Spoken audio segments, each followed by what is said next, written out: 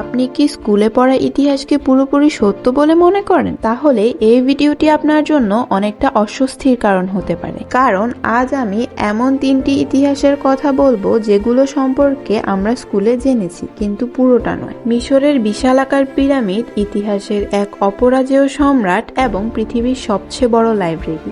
এই 3টির গল্পই আপনাকে ভুল শেখানো হয়েছে। আজ আপনাদের সেই ভুলগুলো ভেঙে যেতে চলেছে, তাই ভিডিওটি শেষ পর্যন্ত দেখুন। ইতিহাস মানে শুধু সাল আর নাম মুখস্থ করা নয়, ইতিহাস মানে হচ্ছে কে জিতেছে আর কার গল্পটি লেখা হয়নি। স্কুলে আমাদের যেটা শেখানো হয়েছিল সেটা অনেক সময় সহজ করে বানানো একটা সংস্করণ, যা পুরোপুরি সত্য নয় বরং সুবিধাজনক সত্য। চলুন আজকের পর্বে শুরু করা যাক সেই 3টি অজানা অধ্যায়ের গল্প। আজকের প্রথম গল্পটি হচ্ছে আমাদের সকলের পরিচিত পিরামিড নিয়ে। আমরা সকলেই জানি যে মিশরের পিরামিডগুলো তৈরি হয়েছিল হাজার হাজার দাসের ঘাম ঝরানোর ফলে। চাবুকের আঘাতে জর্জরিত অপমানিত মানুষগুলো পাথর টেনে টেনে বানিয়েছিল এই বিশাল অবকাঠামো। আর এই পিরামিড ছিল শুধু ফারাওদের বিশালাকার কবর। ব্যাস, এইটুকুতেই গল্পের ইতি টানা হয়েছিল। কিন্তু আধুনিক গবেষণা ভিন্ন কথা বলছে।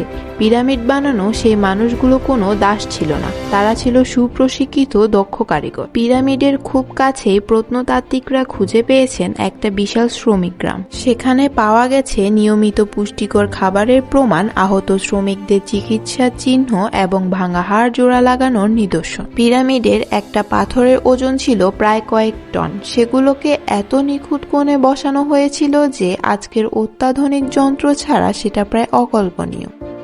চলুন একটা উদাহরণ দেওয়া যাক। গ্রেট পিরামিডের ভিত্তি প্রায় নিখুঁত একটি বর্গাকার। এর 4 বাহুর দৈর্ঘ্যের মধ্যে পার্থক্য মাত্র কয়েক সেন্টিমিটার, আর সেটার অবস্থান এমনভাবে করা হয়েছে যে এটি সঠিক উত্তর মেরুর সাথে প্রায় নিখুঁতভাবে মিলে যায়। এই নির্ভুলতা আজকের জরিপকারীদেরও অবাক করে দেয়।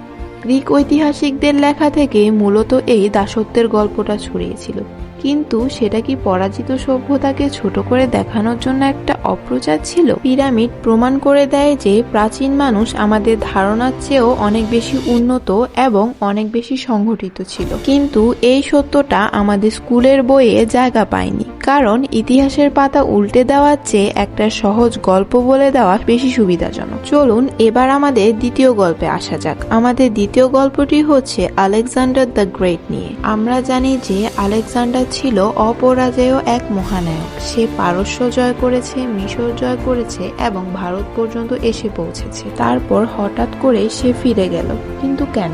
বইয়ের পাতায় এর কোনো পরিষ্কার উত্তর নেই। আসল সত্যটা হচ্ছে সে থেমে গিয়েছিল কোনো পরাশক্তির কাছে নয়, বরং নিজের ক্লান্ত শ্রান্ত সৈন্যদের জেদের কাছে। টানা প্রায় 8 বছর ধরে অজানার বুকে অভিযান, বাড়ি থেকে হাজার হাজার মাইল দূরে, সঙ্গে ছিল না পরিবার, ছিল না বিশ্রাম, শুধু ছিল রোগ, অচেনা ভয় আর মৃত্যুর আশঙ্কা। সব মিলিয়ে সৈন্যরা ভেঙে পড়েছিল।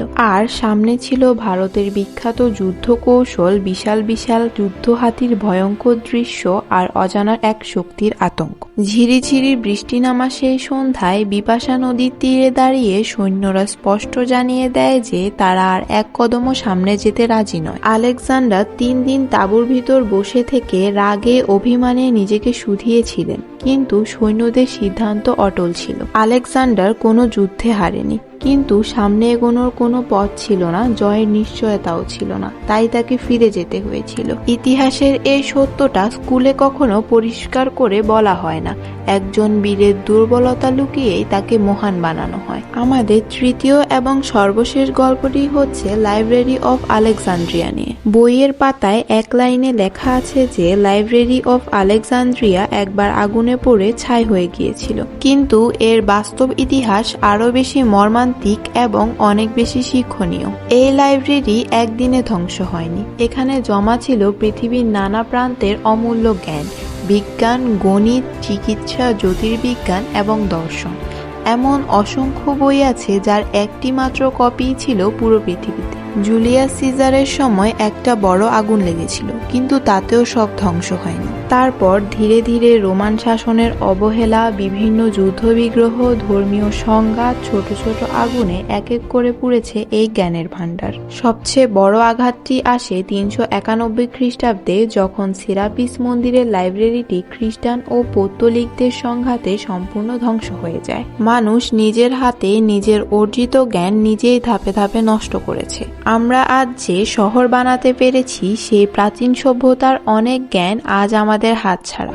হয়তো সেখানে লেখা ছিল রোগমুক্তির সহজ পদ্ধতি অথবা উড়োজাহাজ বানানোর নকশা, কিন্তু আমরা কখনো সেটা আর জানতে পারবো না। এই চরম ক্ষতির মাসুল আজও আমরা দিচ্ছি, কারণ ইতিহাসের সবচেয়ে বড় শোক হলো একটি শিশু মরলে যেমন হয়, তেমনি একটি প্রজন্ম জ্ঞান হারালে পুরো সভ্যতার অন্ধকার নেমে আসে। আজ আমি আপনাদের মাত্র 3টি ইতিহাসের গল্প বললাম। এমন অজানা সত্য, এমন অবিশ্বাস্য ঘটনা আরও আছে শত শত।